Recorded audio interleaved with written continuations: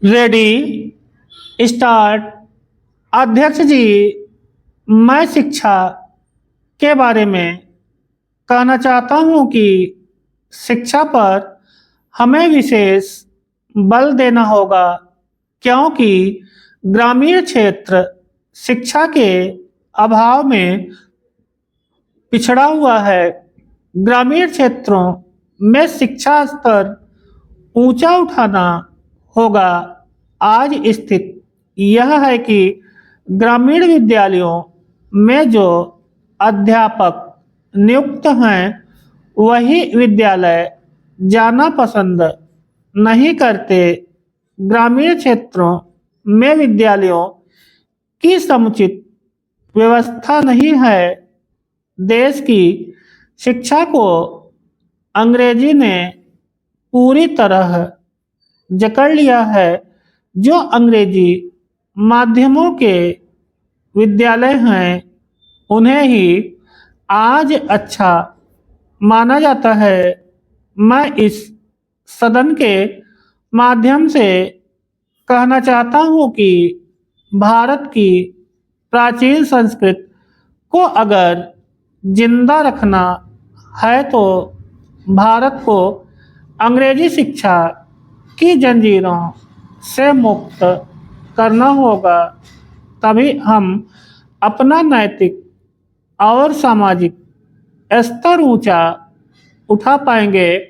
अध्यक्ष जी, यहाँ मेरे कई मित्रों ने स्वस्थ लोकतांत्रिक परंपरा को कायम रखने की बात कही।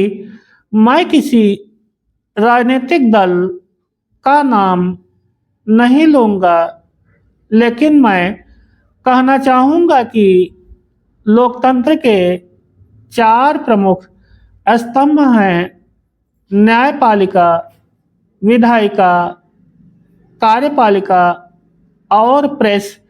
मुझे अफसोस के साथ कहना पड़ रहा है कि कुछ राजनीतिक दलों द्वारा ही समय समय पर इन चारों स्तंभों पर प्रहार किया गया है और देश की जनता को हल्ला बोल का गलत संदेश पहुंचाया गया। इस पर सभी राजनीतिक दलों को चिंतन करना होगा और एक मंच पर बैठकर लोकतंत्र को मजबूती प्रदान करने के लिए विचार करना होगा। तभी देश में स्वस्थ लोकतांत्रिक परंपरा कायम रह सकेगी।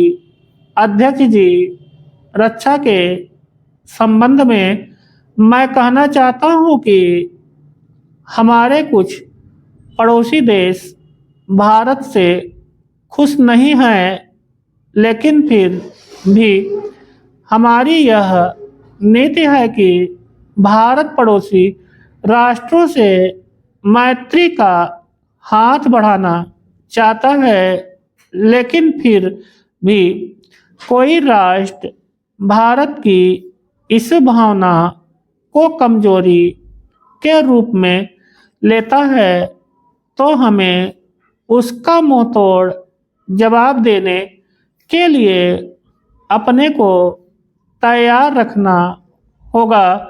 मैं सरकार से आग्रह करना चाहूँगा कि देश की रक्षा पर खर्च करने में किसी तरह की कमी ना हो। अपने देश के सैनिकों का मनोबल हम ऊंचा रखें।